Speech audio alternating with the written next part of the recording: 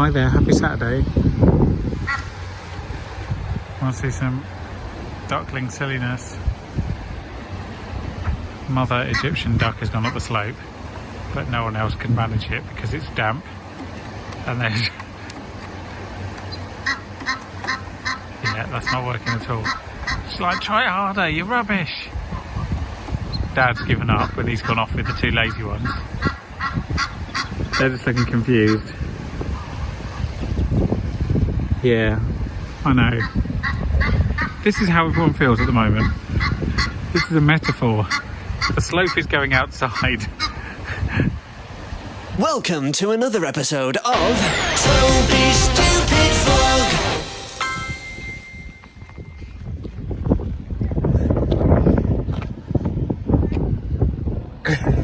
You're very staring.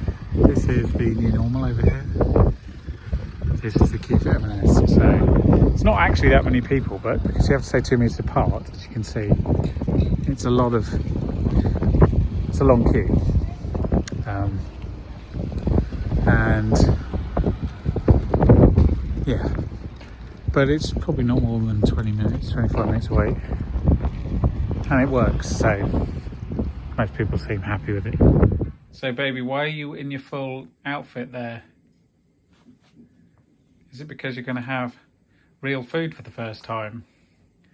Quarantine lockdown has meant that you get to do fun things because there's not much else to do. So you get to eat some broccoli that we blended yesterday. The only other thing we did yesterday was install this new fridge freezer, which, I mean, it's a fridge, isn't it? But it actually works, that's the difference, and it's really cold. I had to leave it out to the front door and then we had to bring it in here and fit it. It's quite fun, but it means actually things are staying cold. That's some excellent posing there. Okay, try some broccoli.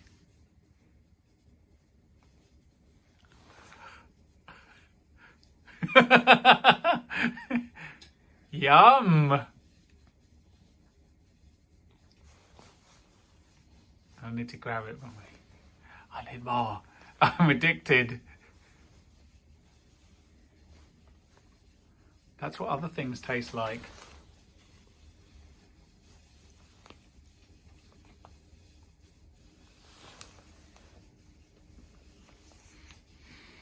In your mouth, not in your hands.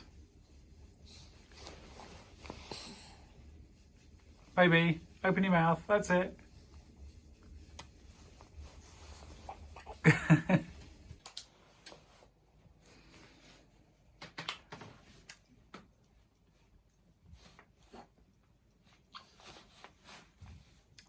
I mean, if I was running a restaurant and I got that face, I wouldn't be super keen on my chances.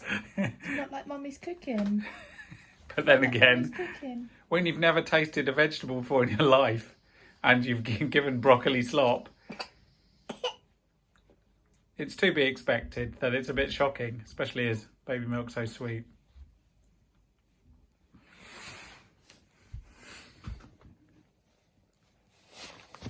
Oh yeah, that looks a great look. That's the video we play at your wedding. This is about 5 hours later, having gone for a walk in between. And as you can see, she's kind of knows what to do. I mean, some of it comes out, no doubt. But seeing as she's never chewed anything before today, it's not a bad attempt, you know. I mean, your face is ridiculous, but... Oh, hello, monsieur with a green moustache. But she's not batting it away. She's opening her mouth and eating it and then pulling a face of horror. And then asking for more. Oh, she wants to grab it though. It's a problem.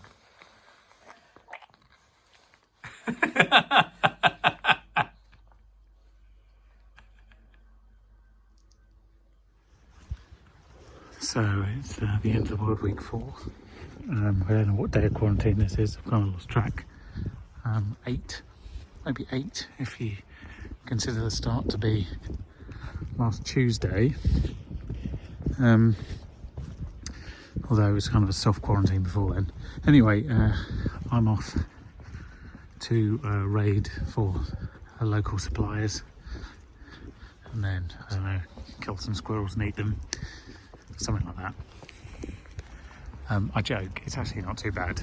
I mean, yes, I should imagine some people are going stir crazy, especially if you have kids, but we're going for a walk, doing our 10,000 steps every day in March to raise money for Cancer Research UK, one of the most vulnerable groups in this current pandemic. So please, if you can give anything at all, it's much appreciated. And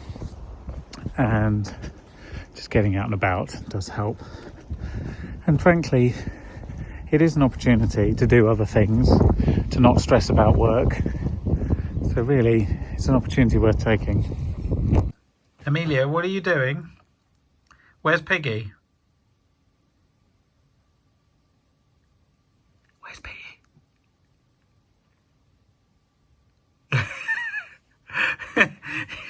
You just got a grin on. There he is. Look.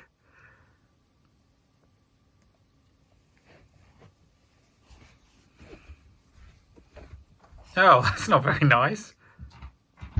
This is standard queuing for supermarket life now. That's what happens. It's actually not much of a burden. I mean, I might be the person who's most adapted to quarantine. It's like, I've said this before, but it's not very different to my normal life. The queuing for supermarket is, but like 20 minutes standing outside the supermarket, it's not that much of a hardship. It's not like anyone's got to go to work, broadly, key workers aside, but they have set hours to use supermarkets with priority. And that's not a perfect system, but for the majority of people, like, you have so much time to waste that it doesn't matter.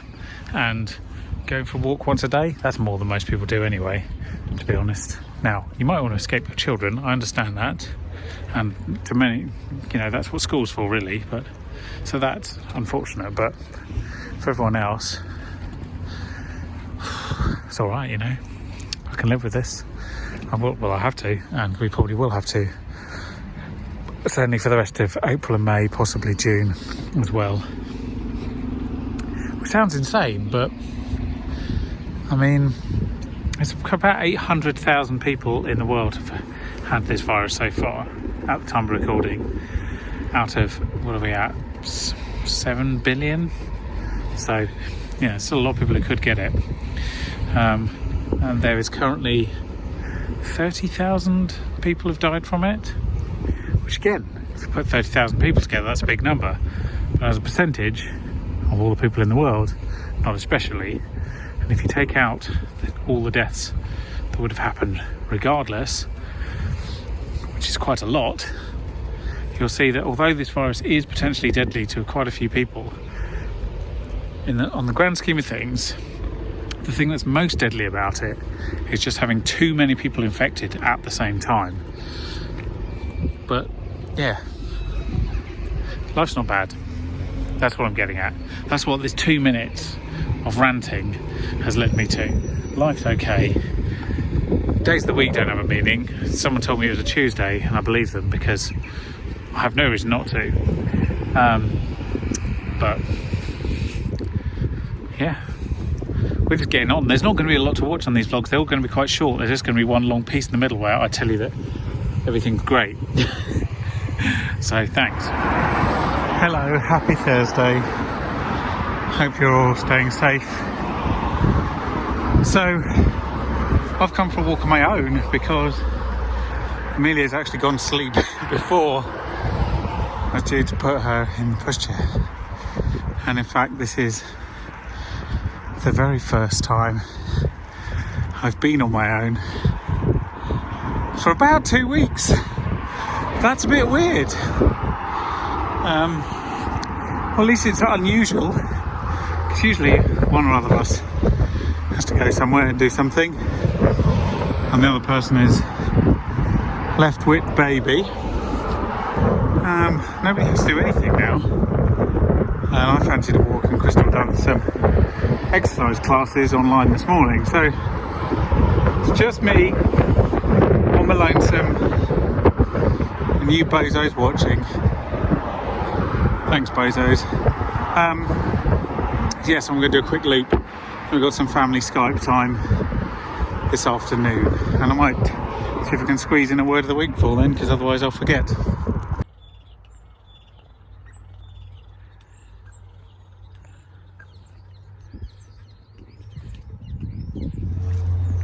The one advantage is it's definitely not busy. It seems to be getting less busy in sort of urban areas every day. Now the parks on the other hand is another matter, but you have to just be sensible when you're walking around them. 2 meters is further than you think. That is not even a meter. So let's do a word of the week. I think distance should be the word of the week. There's been a lot of talk about social distancing and people unable to measure an accurate distance of 2 meters. So distance is the word of the week. So first of all, in German, the distance is die Distanz. Die Distanz with a Z. It's cool. Everything with a Z is cool. So die Distanz is the distance in German, and in Italian the distance is la distanza, also with a Z. La distanza. That is distance in Italian. So there we go. That was the distance in German and Italian, and that was this week's word of the week. Keep your distance. It's very weird. All the usual sort of social cues about what time of year it is are gone. Like people going on holiday and schools breaking up and all that kind of stuff. It just doesn't exist. And then nature's cues are still here, like blossom and the end of the daffodils and start of the bluebells. But you don't see them because you're not going out very much. So time is passing, but we're kind of oblivious to it. And I know I'm not the first person to make this connection, but in some ways it's very much like during the war, except a lot safer. But the same sort of social sacrifices are occurring, and the government and welfare states having to be completely reinvented, and social interaction has basically disappeared. Technology has tried to fill the gap as best it can. It's very odd, and I'm sure we'll talk about this when we're 50 years old, you know, reminding our kids, well, in our day we had to social distance for 2 meters and queue at supermarkets and all this kind of stuff. Unless of course your kids are the age where they'll remember it, but then they'll just taunt their kids and their grandkids, and this will be 100 years worth of in my days all to come. A bit of historical context where we are right now.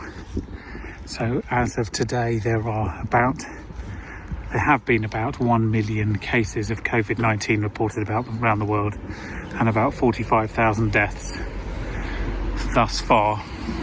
Population of the Earth, for reference, is 7.7 billion.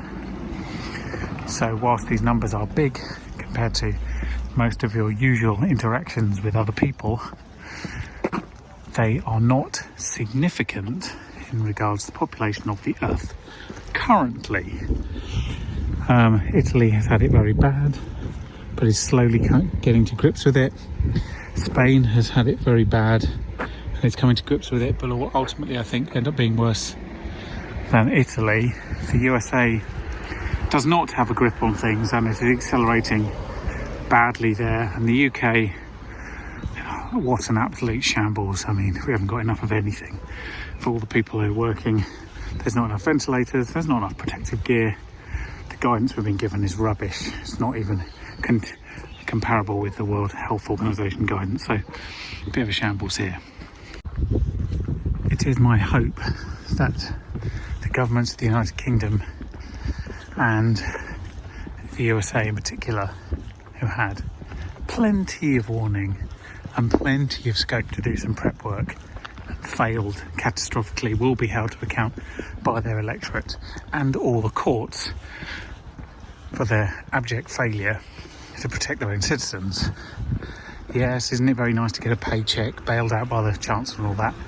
That's not very helpful if you're dead. That's all I'm going to say. The real fear is that people no longer have faith in the people who are telling them how to stay safe. And in the case of most citizens, that is the government. Although 50% of people already thought this government was an absolute shit show before it started. But anyway, and in the case of medical professionals, that's Public Health England, the body who's responsible for guidance. And I think that faith is already waning 2 weeks after quarantine has been declared in these organisations, and that could spell real problems if people start making their own uninformed decisions. But there is no doubt that people will die needlessly because governments failed to act quick enough. The only question is how many people, and is that number large enough for the public as a whole to tolerate? And we don't yet know the answers to that, but suffice to say there's definite opportunities for very many governments, especially this one, to be a lot better, and they failed, and therefore people are dead. And there's also, I mean, the thing I had this morning, which is most harrowing, is people who've died of this disease who should never have got it, but have got it because they've had to go into a hospital. I mean, that just shows what an absolute shambles the testing process is in our hospitals. But anyway, there's so many of these stories, and they're also tragic. I'm trying not to occupy too much of my time with them, so apologies for occupying your time with them. For the time being, we're going to get back to this very enjoyable walk whilst avoiding humans. What have you been eating? Is it peas? Is it peas? Is that it might be. What's your hair's a bit crazy. I'm sorry about that. Good morning, it's Friday. It is 9 o'clock, so that's 1 hour after M&S opens. The first hour is for key workers. And I'm going to do some shopping for provisions, one of the exciting things you get to do when you're in quarantine.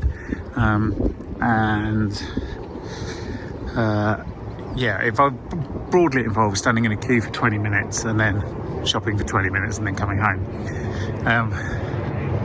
But we try to do it not at the weekends because they're a bit insane. There's still the occasional plane going over.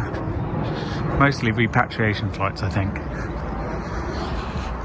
Gatwick is mostly closed, but Heathrow's still got some flights going in and out. I think EasyJet's grounded all its planes. And yeah, that's all that's really going on, which is to say there isn't a lot going on. It's lovely and quiet though. So yeah, the week is drawing to a close.